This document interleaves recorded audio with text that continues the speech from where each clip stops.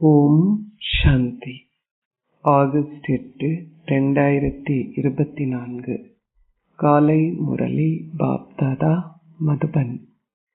இனிமையான குழந்தைகளே, தந்தை, ஆசிரியர், சத்குரு என்கின்ற 3 வார்த்தைகளையும் நினைவு செய்யுங்கள். நீங்கள் பல சிறப்பு இயல்புகளை விருத்தி செய்து கொள்வீர்கள். கேள்வி: எந்த குழந்தைகள் தொடர்ந்தும் ஒவ்வொரு அடியிலும் பல மில்லியன் கணக்கான வருமானத்தை சேமிப்பு செய்கிறார்கள்? பதில்: ஒவ்வொரு அடியிலும் சேவைக்காக தொடர்ந்தும் முன்னேறுபவர்களே பல மில்லியன் கணக்கான வருமானத்தை தொடர்ந்தும் சேகரிக்கிறார்கள். நீங்கள் பாபாவின் சேவையில் அடியெடுத்து வைக்காது விட்டால் நீங்கள் எவ்வாறு பல மில்லியன்களை பெறுவீர்கள்? சேவையே உங்களுக்கு ஒவ்வொரு அடியிலும் பல மில்லியன்களை கொடுக்கிறது. அதன் மூலமாக நீங்கள் பல மில்லியன்களை உடையவர்கள் ஆகின்றீர்கள். கேள்வி: எந்த ரகசியத்தை அறிந்து கொள்வதனால் நீங்கள் அனைவருக்கும் நன்மை அளிப்பவர்கள் ஆகின்றீர்கள்? பதில்: இதுவே அனைவருக்குமான ஒரே கடை என்கின்ற ரகசியத்தை பாபா குழந்தைகளாகி எங்களுக்கு கூறியுள்ளார். நிச்சயமாக அனைவரும் இங்கு வர வேண்டும். இது மிகவும் ஆழமான ரகசியமாகும். இந்த ரகசியத்தின் அர்த்தத்தை அறிந்துள்ள குழந்தைகள் மாத்திரம் அனைவருக்கும் நன்மை அளிப்பவர்கள் ஆக முடியும். ஓம் சாந்தி. பாபாவே எங்கள் தந்தையும் ஆசிரியரும் மற்றும் எங்கள் சத்குருவும் ஆவார் என்பது ஆன்மீக தந்தையின் ஒவ்வொரு ஆன்மீக குழந்தைகளுக்கும் தெரியும். இது குழந்தைகளாகிய உங்களுக்கு தெரியும். ஆனால் அதை அறிந்திருந்த பொழுதும் நீங்கள் அதை மீண்டும் மீண்டும் மறந்து விடுகின்றீர்கள். இங்கு அமர்ந்திருப்பவர்களுக்கு இது தெரியும். ஆனாலும் அவர்கள் அதை மறந்து விடுகிறார்கள். உலக மக்களுக்கு இது முற்றிலும் தெரியாது. தந்தை கூறுகின்றார், இம்மூன்று வார்த்தைகளையும் நினைவு செய்யுங்கள். உங்களால் பெருமளவு சேவையை செய்ய முடியும். மக்கள் பலரும் கண்காட்சிகளிலும் அருங்காட்சியகங்களிலும் உங்களிடம் வருகிறார்கள். பல நண்பர்களும் உறவினர்களும் உங்கள் வீட்டிற்கு வருகிறார்கள். எவராவது வரும்பொழுது நீங்கள் விளங்கப்படுத்த வேண்டும். கடவுளென அழைக்கப்படுபவர் பாபாவே ஆவார். அவர் ஆசிரியரும் சத்குருவும் ஆவார். நீங்கள் இதை நினைவு செய்தால் அதுவும் நன்றாகும். நீங்கள் வேறு எவரையும் நினைவு செய்யக்கூடாது. நீங்கள் வேறு எவரை பற்றியும் இவ்வாறு கூற முடியாது. எங்கள் பாபாவே தந்தையும் ஆசிரியரும் மற்றும் சத்குருவும் ஆவார் என்பது குழந்தைகளாகிய உங்களுக்கு தெரியும். இது மிகவும் இலகுவானது. எவ்வாறாயினும் தங்களுடைய புத்தி இம்மூன்று வார்த்தைகளையும் கிரகிக்க இயலாதவாறு அத்தகையதோர் கல் புத்தியை சிலர் கொண்டிருக்கிறார்கள். அவர்கள் அவற்றை மறந்து விடுகிறார்கள். பாபாவே எல்லையற்ற தந்தை என்பதால் அவர் எங்களை மனிதர்களிலிருந்து தேவர்களாக மாற்றுகின்றார். அவர் எல்லையற்ற தந்தையாதலால் அவர் நிச்சயமாக உங்களுக்கு ஓர் எல்லையற்ற ஆஸ்தியை கொடுப்பார். தேவர்கள் எல்லையற்ற ஆஸ்தியை கொண்டிருக்கிறார்கள்.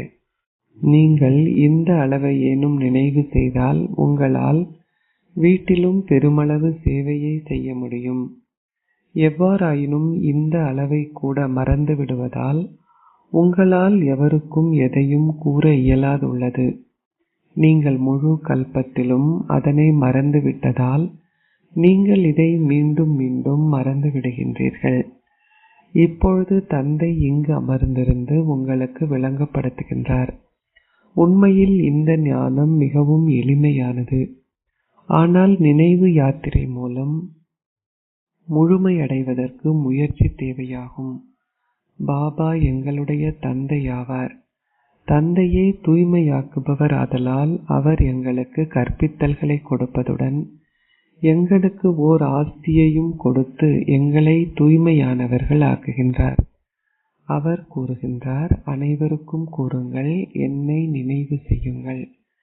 நீங்கள் பாபாவின் சேவையில் அடியெடுத்து வைக்காது விட்டால் எவ்வாறு நீங்கள் பல மில்லியன்களை பெறுவீர்கள்? சேவை செய்வதனால் மாத்திரம் உங்களால் பல மில்லியன்களை உடையவர்கள் ஆக முடியும்.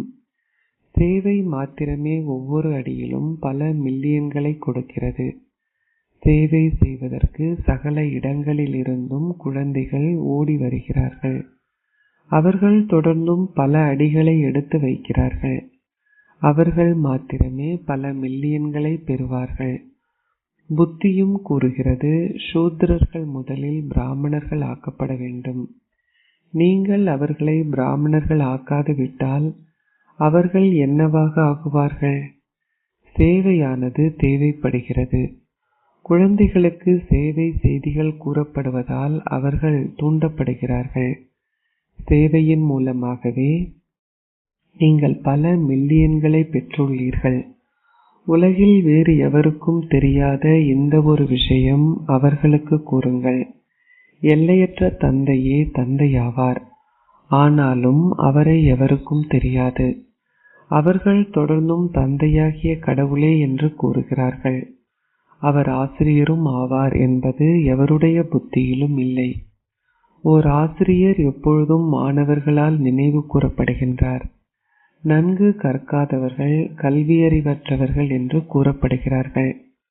பாபா கூறுகின்றார், பரவாயில்லை, நீங்களும் எதையும் கற்காது விட்டாலும் உங்களால் குறைந்தபட்சம் நீங்கள் சகோதரர்கள் என்பதையாவது புரிந்து கொள்ள முடியும். எங்களுடைய தந்தை எல்லையற்றவர் ஆவார். தந்தை ஒரே ஒரு தர்மத்தை ஸ்தாபிப்பதற்கு வருகின்றார். அவர் அதை பிரம்மாவின் மூலமாக செய்கின்றார். எவ்வாறாயினும் மக்கள் எதனையும் புரிந்து கொள்வதில்லை. கடவுள் ஒரு பொழுதும் வந்திராது விட்டால் அவர்கள் ஏன் அவரை அழைக்கப் போகிறார்கள்? ஓ விடுதலை அளிப்பவரே வாருங்கள், ஓ தூய்மையாக்குபவரே வாருங்கள். அவர்கள் தூய்மையாக்குபவரை நினைவு செய்வதனால் சமய நூல்களை ஏன் கற்கின்றார்கள்? அவர்கள் ஏன் யாத்திரைகள் செல்கின்றார்கள்? அவர் அங்கு அமர்ந்திருக்கின்றாரா? கடவுளே தூய்மையாக்குபவர் ஆதலால் கங்கையில் நீராடுவதால் எவ்வாறு எவராவது தூய்மையாக முடியும் என்பதை எவரும் புரிந்து கொள்வதில்லை. எவ்வாறு சொர்க்கத்திற்கு எவராவது செல்ல முடியும்? அவர்கள் இங்கே பிறக்கவே வேண்டும். புதிய உலகத்திற்கும் பழைய உலகத்திற்கும் இடையில் வித்தியாசம் உள்ளது. இவ்வுலகம் சத்திய யுகம் என அழைக்கப்பட முடியாது. இது இப்பொழுது கலியுகமாகும். மனிதர்கள் முழுமையான கல்புத்தியை கொண்டிருக்கிறார்கள். அவர்கள் சிறிதளவு சந்தோஷத்தை கண்டவுடன் இதுவே சொர்க்கமென எண்ணுகிறார்கள். இதை தந்தை மாத்திரம் விளங்கப்படுத்துகின்றார். அவர் உங்களை அவமதிக்கவில்லை. தந்தை உங்களுக்கு கற்பித்தல்களை கொடுப்பதுடன் அனைவருக்கும் சத்கதியையும் அருள்கின்றார். கடவுளே தந்தை ஆதலால் நீங்கள் நிச்சயமாக கடவுளிடமிருந்து எதையாவது பெற வேண்டும். பாபா என்கின்ற வார்த்தையானது நிச்சயமாக நீங்கள் ஓர் ஆஸ்தியின் நறுமணத்தை பெறுகின்ற வகையில் உள்ளது. உங்களுக்கு எத்தனை தாய் வழி தந்தை வழி மாமன்கள் போன்றவர்கள் இருப்பினும் நீங்கள் அவர்களிடமிருந்து ஓர் ஆஸ்தியின் நறுமணத்தை பெறுவதில்லை. நீங்கள் அகநோக்கு உடையவர்களாகி தந்தை கூறுவது சரியே என்பதை உணர்ந்து கொள்ள வேண்டும். ஒரு குருவுக்கு சொத்து இருப்பதில்லை. அவர் தனது வீட்டையும் குடும்பத்தையும் துறந்துவிட்டார். நீங்களோ விகாரங்களை துறந்துவிட்டீர்கள். தாங்கள் தங்களுடைய வீடுகளையும் குடும்பங்களையும் துறந்து விட்டதாக அவர்கள் கூறுகிறார்கள். நீங்களோ முழு உலகின் விகாரங்களையும் துறந்து விட்டதாக கூறுகிறீர்கள். புதிய உலகிற்கு செல்வது மிக இலகுவானதாகும். நாங்கள் தமோபிரதான் உலகமாகிய பழைய உலகம் முழுவதையும் துறக்கின்றோம். சத்திய யுகமே புதிய உலகமாகும். நிச்சயமாக புதிய உலகம் இருந்தது என்பது உங்களுக்கு தெரியும். அனைவரும் அதனை நினைவு செய்கிறார்கள். புதிய உலகம் சொர்க்கமென அழைக்கப்படுகிறது. ஆனால் அம்மக்கள் அவ்வாறு கூற வேண்டும் என்பதற்காகவே அதனை கூறுகிறார்கள். அவர்கள் எதையும் புரிந்து கொள்வதில்லை. தந்தை குழந்தைகளாகிய உங்களுக்கு கூறுகின்றார், முதலில் இதை பற்றி சிந்தியுங்கள். பாபா எங்களுடைய தந்தையும் ஆசிரியரும் அத்துடன் எங்களுடைய சத்குருவும் ஆவார். அவர் அனைவரையும் திரும்பவும் வீட்டிற்கு அழைத்து செல்வார். 2 வார்த்தைகளே உள்ளன, மன் மனாபவ். அதில் அனைத்தும் அடங்கி உள்ளது. எவ்வாறாயினும் நீங்கள் அதனை கூட மறந்து விடுகின்றீர்கள். உங்கள் புத்தியில் நீங்கள் தொடர்ந்தும் நினைவு செய்வது என்ன என்பதை ஒருவராலும் ஒரு பொழுதும் கூற முடியாது. இல்லாதுவிட்டால் ஒவ்வொரு நாளும் நீங்கள் எந்த ஸ்திதியில் அமர்ந்திருந்தீர்கள் என்பதையும் அது எவ்வளவு நேரத்திற்கு என்பதையும் உங்களால் எழுத்தில் கொடுக்க முடியும். நீங்கள் தந்தைக்கும் ஆசிரியருக்கும் சத்குருவுக்கும் முன்னிலையில் அமர்ந்திருக்கின்றீர்கள் என்பதால் நீங்கள் அவரை மாத்திரம் நினைவு செய்ய வேண்டும். ஒரு மாணவர் தனது ஆசிரியரை மாத்திரம் நினைவு செய்வார். எவ்வாறாயினும் இங்கும் மாயை இருக்கின்றாள். அவள் முழுமையாக உங்கள் தலையை மொட்டையடித்து விடுகின்றாள். அவள் உங்கள் முழு ராஜ்ய பாக்கியத்தையும் அபகரிக்கின்றாள். நீங்கள் அதை பற்றி அறிந்து கொள்வதும் இல்லை. நீங்கள் உங்களுடைய ஆஸ்தியை பெறுவதற்கு வந்தீர்கள், ஆனால் நீங்கள் எதையும் பெறவில்லை. இதையே நீங்கள் கூறுவீர்கள். நீங்கள் சொர்க்கத்திற்கு செல்வீர்கள் என்றாலும் அது அத்தகையதோர் பெரிய விஷயம் அல்ல. நீங்கள் இங்கு வந்து ஆனால் கற்காது விட்டாலும் சொர்க்கத்திற்கு செல்வீர்கள். நீங்கள் இங்கு அமர்ந்திருக்கின்றீர்கள். நீங்கள் சொர்க்கத்திற்கு செல்ல வேண்டும் என்பதை புரிந்து கொண்டுள்ளதால் நீங்கள் என்னவாக ஆகின்றீர்கள் என்பது ஒரு விஷயம் அல்ல என்று நீங்கள் எண்ணுகிறீர்கள். அது கற்பது ஆகாது. ஒருவர் சிறிதளவை கேட்டாலும் அவர் நிச்சயமாக அதன் பலனை பெறுகின்றார். நீங்கள் கற்பதன் மூலமாக ஒரு புலமை பரிசலை பெறுகின்றீர்கள். நீங்கள் தந்தையிடமிருந்து அதிமேலான அந்தஸ்தை பெற வேண்டி உள்ளதால் நீங்கள் நிச்சயமாக முயற்சி செய்ய வேண்டும். நீங்கள் கல்வியை நினைவு செய்தால் 84 பிறவிகளின் சக்கரத்தையும் நினைவு செய்வீர்கள். இங்கு அமர்ந்திருக்கும் பொழுது அனைத்தும் நினைவு செய்யப்பட வேண்டும். ஆனால் அது கூட நினைவு செய்யப்படுவதில்லை. நீங்கள் அதை நினைவு செய்திருந்தால் பின்னர் நீங்கள் அதை பற்றி மற்றோருக்கும் கூறுவீர்கள். அனைவரிடமும் படங்கள் உள்ளன. நீங்கள் மற்றோருக்கு சிவனின் படத்தை விளங்கப்படுத்தினால் அவர்கள் ஒருபொழுதும் கோபமடைய மாட்டார்கள். அவர்களுக்கு கூறுங்கள், வாருங்கள், எவ்வாறு சிவன் எங்களுடைய எல்லையற்ற தந்தை என்பதை நாங்கள் உங்களுக்கு கூறுவோம். அவருடனான உங்களுடைய உறவுமுறை என்ன? அவை பயனற்ற படங்களாக இருக்க முடியாது. அவர் கடவுளே எனவும் கடவுள் அஷரீரியானவராகவே இருக்க முடியும் எனவும் சிவனை பற்றி நிச்சயமாக கூறப்பட்டிருக்கும். அவர் தந்தை என அழைக்கப்படுகின்றார். அவர் எங்களுக்கு கற்பித்தல்களையும் கொடுக்கின்றார். ஆத்மாக்களாகிய நீங்கள் கற்பித்தல்களை பெறுகின்றீர்கள். ஆத்மாவே அனைத்தையும் செய்கின்றார். ஆத்மாவே ஓர் ஆசிரியர் ஆகின்றார். தந்தையும் இந்த ரதத்தில் பிரவேசித்து எங்களுக்கு கற்பிக்கின்றார். அவர் சத்யுகத்தின் ஸ்தாபனையை மேற்கொள்கின்றார். அங்கு கலியுகத்தின் பெயரோ அல்லது சுவடோ இருக்காது. மனிதர்கள் எங்கிருந்து வருவார்கள்? சேவாதாரி குழந்தைகள் நாள் முழுவதும் இந்த விஷயங்களை பற்றி சிந்திக்கிறார்கள். சிலர் சேவை செய்யாது விட்டால் அவர்களின் புத்தி முற்றிலும் வேலை செய்யவில்லை என புரிந்து கொள்ளப்படுகிறது. அது இங்கு புத்துக்கள், மூடர்கள் அமர்ந்திருப்பதை போன்றுள்ளது. அவர்களால் தந்தையை புரிந்து கொள்ள முடியாது. தந்தையாகிய தூய்மையாக்குபவரை நினைவு செய்வதால் மாத்திரம் நீங்கள் ஓர் ஆஸ்தியை பெறுகின்றீர்கள். நீங்கள் தந்தையை நினைவு செய்யும் பொழுது மரணித்தால் அவருடைய சொத்து அனைத்தையும் பெறுவீர்கள். எல்லையற்ற தந்தையின் சொத்து சொர்க்கமே ஆகும். குழந்தைகளாகிய நீங்கள் உங்களுடைய ஒரு பேட்சை கொண்டிருக்கின்றீர்கள். பல நண்பர்களும் உறவினர்களும் வீட்டில் உங்களிடம் வருகை தருகிறார்கள்.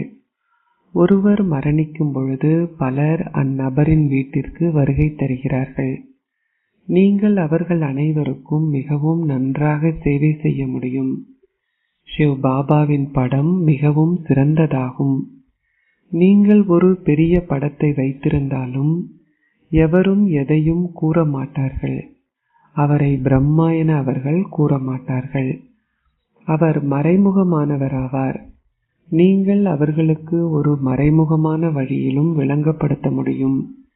சிவனின் ஒரு படத்தை வைத்துக்கொண்டு மற்ற அனைத்து படங்களையும் அகற்றிவிடுங்கள். இவரே தந்தையும் ஆசிரியரும் சத்குருவுமான சிவ் பாபா ஆவார். அவர் புதிய உலகை ஸ்தாபிப்பதற்கு வருகின்றார். அவர் சங்கம யுகத்தில் மாத்திரம் வருகின்றார். நீங்கள் உங்களுடைய புத்தியில் இந்த ஞானத்தை கொண்டிருக்கின்றீர்கள். அவர்களுக்கு கூறுங்கள், சிவ் பாபாவை நினைவு செய்யுங்கள். வேறு எவரையும் நினைவு செய்யாதீர்கள். சிவ் பாபாவே தூய்மையாக்குபவர். அவர் கூறுகின்றார், என்னை நினைவு செய்யுங்கள். நீங்கள் என்னை சந்திப்பீர்கள். உங்களால் மறைமுகமான சேவையை செய்ய முடியும். இந்த ஞானத்தின் மூலமாகவே லக்ஷ்மியும் நாராயணரும் அவ்வாறு ஆகினார்கள். அவர்கள் கேட்கிறார்கள், சிவ் பாபா அஷரீரியானவர், எனவே அவர் எவ்வாறு வருகின்றார்? ஓ, ஆனால் ஆத்மாக்களாகிய நீங்களும் அஷரீரியானவர்கள். ஆகவே நீங்கள் எவ்வாறு வருகின்றீர்கள்? ஆத்மாக்களும் அவர்களுடைய பாகங்களை நடிப்பதற்கு மேலிருந்து கீழே வருகின்றார்கள். தந்தை இங்கு வந்து உங்களுக்கு இதனை விளங்கப்படுத்துகின்றார். அவரால் ஓர் இருதில் பிரவேசிக்க முடியாது. அவ்வாறாயின் அவர் எவ்வாறு பேசுவார்? அவர் ஒரு சாதாரண பழைய சரீரத்தில் பிரவேசிக்கின்றார். இதை விளங்கப்படுத்துவதற்கு ஒரு மிக சிறந்த வழிமுறை தேவைப்படுகிறது. இன்னமும் நீங்கள் பக்தி செய்கின்றீர்களா என சிலர் உங்களிடம் கேட்கிறார்கள். அவர்களுக்கு கூறுங்கள், நாங்கள் அனைத்தையும் செய்கின்றோம். நீங்கள் சாதுரியமாக நடந்து கொள்ள வேண்டும். மற்றோரை ஈடேற்றுவதற்கு எந்த முறையை பயன்படுத்துவது என்பதை பற்றி நீங்கள் சிந்திக்க வேண்டும். நீங்கள் எவரையும் குழப்பமடைய செய்யக்கூடாது. உங்கள் குடும்பத்துடன் வீட்டில் வசிக்கும் பொழுதும் தூய்மையாக இருங்கள். நீங்கள் கூறுகின்றீர்கள், பாபா எனக்கு செய்வதற்கு எந்த சேவையும் தரப்படவில்லை. ஓ, உங்களால் பெருமளவு சேவை செய்ய முடியும். கங்கை ஆற்றின் ஓரத்தில் சென்று அமருங்கள். அவர்களிடம் கேளுங்கள், கங்கையில் நீராடுவதால் என்ன நடைபெறும்? நீங்கள் தூய்மையாகுவீர்களா? நீங்கள் கடவுளுக்கு கூறுகின்றீர்கள், ஓ தூய்மையாக்குபவரே வாருங்கள், வந்து எங்களை தூய்மையாக்குங்கள். ஆகவே தூய்மையாக்குபவர் அவரா அல்லது கங்கையா? அத்தகைய பல ஆறுகள் உள்ளன. தூய்மையாக்குபவராகிய தந்தை ஒரே ஒருவரே ஆவார். அந்த நீர் ஆறுகள் சதா காலமும் உள்ளன. தந்தை உங்களை தூய்மையாக்குவதற்கு இங்கு வர வேண்டும். அவர் அதி மங்களகரமான சங்கம யுகத்தில் வந்து உங்களை தூய்மையாக்குகின்றார். அங்கு தூய்மையற்றவர்கள் எவரும் கிடையாது. அதன் பெயரே புதிய உலகமாகிய சொர்க்கமாகும். இது இப்பொழுது பழைய உலகமாகும். இந்த அதி மங்களகரமான சங்கம யுகத்தை பற்றி உங்களுக்கு மாத்திரம் தெரியும். அதை வேறு எவராலும் புரிந்து கொள்ள முடியாது. சேவைக்காக பல வகையான வழிமுறைகளை தந்தை உங்களுக்கு விளங்கப்படுத்துகின்றார். புத்துக்கள் மூடர்கள் ஆகாதீர்கள். அமர்நாத்தில் செய்திகளை சுமக்கின்ற புறாக்கள் உள்ளன என்று அவர்கள் கூறுகிறார்கள். அந்த புறாக்கள் கடவுளின் செய்தியை மேலிருந்து சுமந்து வரும் என்பது அல்ல. அவற்றின் கால்களில் கட்டப்பட்டுள்ள செய்திகளை சுமந்து செல்வதற்கு அவை பயிற்றுவிக்கப்பட்டுள்ளன. அதை செய்வதால் புறாக்கள் உண்பதற்கான விதைகளை இலகுவில் பெறும். ஆகவே அவை அலைந்து திரிய தேவையில்லை. நீங்களும் இங்கு விதைகளை பெறுகின்றீர்கள். நீங்கள் உங்கள் புத்தியில் உலக ராஜ்யத்தை கொண்டிருக்கிறீர்கள். அதை நீங்கள் இங்கு பெறுகின்றீர்கள். அவை அங்கு விதைகளை பெறலாம் என எண்ணுவதால் அது அவற்றுக்கு வழக்கமாகிவிட்டது. நீங்கள் உயிர் வாழ்பவர்கள். நீங்கள் அழிவற்ற ஞான ரத்தினங்களாகிய விதைகளை பெறுகின்றீர்கள். சிட்டுக்குருவிகள் கடலை பருகி வற்றச் செய்தன என சமய நூல்களில் குறிப்பிடப்பட்டுள்ளது. அவர்கள் அத்தகைய பல கதைகளை எழுதியுள்ளார்கள். மக்கள் கூறுவார்கள், அது உண்மை. தேவர்கள் கடலிலிருந்து வெளிப்பட்டதாகவும் அவர்கள் தட்டு நிறைய ரத்தினங்களை தங்களுடன் கொண்டு வந்ததாகவும் பின்னர் அவர்கள் கூறியுள்ளார்கள். அவர்கள் கூறுவார்கள், அது உண்மை. எவ்வாறு கடலிலிருந்து தேவர்கள் வெளிப்பட முடியும்? மனிதர்களோ அல்லது தேவர்களோ கடலினுள் வசிக்கின்றார்களா? அவர்கள் எதையும் புரிந்து கொள்வதில்லை. பிறவி பிறவியாக அவர்கள் வாசித்துள்ளவை, கற்றுள்ளவை அனைத்தும் பொய்யானவையாகவே இருந்து வந்துள்ளன. இதனாலேயே கூறப்பட்டுள்ளது, மாயையும் பொய். உலகில் உண்மைக்கும் பொய்மைக்கும் இடையில், பகலுக்கும் இரவுக்கும் இடையிலான வித்தியாசம் உள்ளது. பொய்களை கூறுவதால் அவர்கள் ஏழைகள் ஆகிவிட்டார்கள். நீங்கள் அத்தகைய சாதுரியத்துடன் விளங்கப்படுத்தினாலும் பலரினுள் ஓர் கைப்பிடி அளவினரின் புத்தியில் மாத்திரம் அது பதிகின்றது. இது மிகவும் இலகுவான ஞானமும் இலகு யோகமும் ஆகும். நீங்கள் தந்தையையும் ஆசிரியரையும் சத்குருவையும் நினைவு செய்யும் பொழுது அவர்களுடைய சிறப்பு இயல்புகள் உங்களின் புத்தியில் பிரவேசிக்கின்றன. நீங்கள் உங்களையே சோதிக்க வேண்டும். நான் பாபாவை அனைத்து நேரமும் நினைவு செய்கின்றேனா அல்லது எனது புத்தி வேறு திசைகளில் செல்கிறதா? இப்பொழுது உங்கள் புத்தி புரிந்துணர்வை பெறுகின்றது. அத்தகைய இனிமையான விஷயங்களை தந்தை உங்களுக்கு விளங்கப்படுத்துகின்றார். அவர் உங்களுக்கு வழிமுறைகளை காட்டுகின்றார். நீங்கள் அமர்ந்திருந்து மற்றோருக்கு விளங்கப்படுத்தினால் அவர்கள் உங்கள் எதிரிகள் ஆக மாட்டார்கள். சிவ் பாபா மாத்திரமே உங்கள் தந்தையும் ஆசிரியரும் சத்குருவும் ஆவார். அவரை நினைவு செய்யுங்கள். விளங்கப்படுத்துவதற்கு வழிமுறைகள் உருவாக்கப்பட வேண்டும். மக்கள் சதா உங்களிடம் பிரம்மாவின் படத்தை பற்றி கேட்கிறார்கள். அவர்கள் ஒருபொழுதும் சிவனின் படத்தை அவமரியாதை செய்ய மாட்டார்கள். ஓ, ஆனால் அவரே ஆத்மாக்களின் தந்தையாவார். ஆகவே தந்தையை நினைவு செய்யுங்கள். பலர் அதிலிருந்து நன்மை பெற முடியும். அந்த ஒரே ஒருவரை நினைவு செய்வதனால் நீங்கள் தூய்மையற்றவர்களிலிருந்து தூய்மையானவர்கள் ஆகுவீர்கள். அவரே அனைவருக்கும் தந்தையாவார். ஒரே ஒருவரை தவிர எவரின் நினைவும் இருக்கக்கூடாது. மற்ற அனைவரிடமிருந்தும் உங்களை துண்டித்து ஒரே ஒருவருடன் மாத்திரம் உங்களை இணைத்துக் கொள்ளுங்கள். இவையே மற்றோருக்கு நன்மை அளிப்பதற்கான வழிமுறைகளாகும். உங்களால் தந்தையை நினைவு செய்ய இயலாது விட்டால் நீங்கள் எவ்வாறு தூய்மையாகுவீர்கள்? உங்களால் வீட்டில் பெருமளவு சேவை செய்ய முடியும். நீங்கள் பல நண்பர்களையும் உறவினர்களையும் கண்டு கொள்வீர்கள். பல்வேறு வழிமுறைகளை உருவாக்குங்கள். நீங்கள் பலருக்கு நன்மை அளிக்க முடியும். ஒரே ஒரு கடையே உள்ளது. வேறு எந்த கடைகளும் கிடையாது. ஆகவே அவர்கள் வேறு எங்கு செல்வார்கள்? அச்சா, இனிமையிலும் இனிமையான அன்பிற்குரிய, எப்பொழுதோ காணாமல் சென்று இப்பொழுது கண்டெடுக்கப்பட்டிருக்கும் குழந்தைகளுக்கு உங்கள் தந்தை தாயாக இருக்கும் பாப் தாதாவின் அன்பும் நினைவுகளும் காலை வந்தனங்களும். ஆன்மீக தந்தை ஆன்மீக குழந்தைகளுக்கு நமஸ்தே கூறுகின்றார். ஆன்மீக குழந்தைகள் ஆன்மீக தந்தைக்கு நமஸ்தே கூறுகின்றோம். தாரணைக்குரிய சாரம் 1. வீட்டில் அனைவருடனும் உங்கள் குடும்பத்துடனும் மிகவும் சாதுரியமாக நடந்து கொள்ளுங்கள்.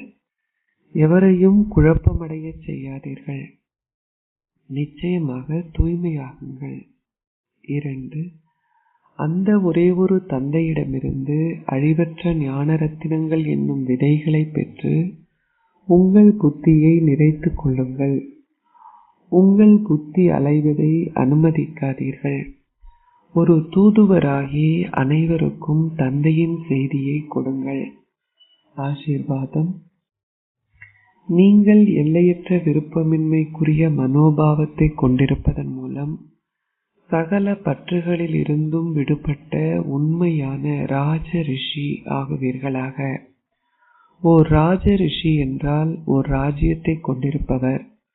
மறுபுறம் ஒரு ரிஷி என்றால் எல்லையற்ற விருப்பமின்மையை கொண்டிருப்பவர் என்று அர்த்தம். தனக்காகவும் மற்றொரு நபருக்காகவும் ஏதாவது பொருளுக்காகவும் உங்களுக்கு ஏதாவது பற்று இருந்தால் உங்களால் ஓர் ராஜ ரிஷி ஆக முடியாது. சிறிதளவேனும் பற்றின் எண்ணத்தை கொண்டிருப்பவர்கள் தமது பாதங்களை 2 படகுகளில் வைத்திருப்பார்கள். அவர்கள் இங்கேயும் இருக்க மாட்டார்கள், அங்கேயும் இருக்க மாட்டார்கள். எனவே ஓர் ராஜ ரிஷி ஆகுங்கள். எல்லையற்ற விருப்பமின்மையை கொண்டிருங்கள். அதாவது வேறு எவரும் அன்றி ஒரே ஒரு தந்தைக்கு சொந்தமாகுங்கள். இந்த பாடத்தை உறுதியானது ஆக்குங்கள். ஸ்லோகம்: கோபம் என்பது சுயத்தையும் மற்றவர்களையும் எரிக்கும் நெருப்பின் வடிவமாகும். ஓம் சாந்தி.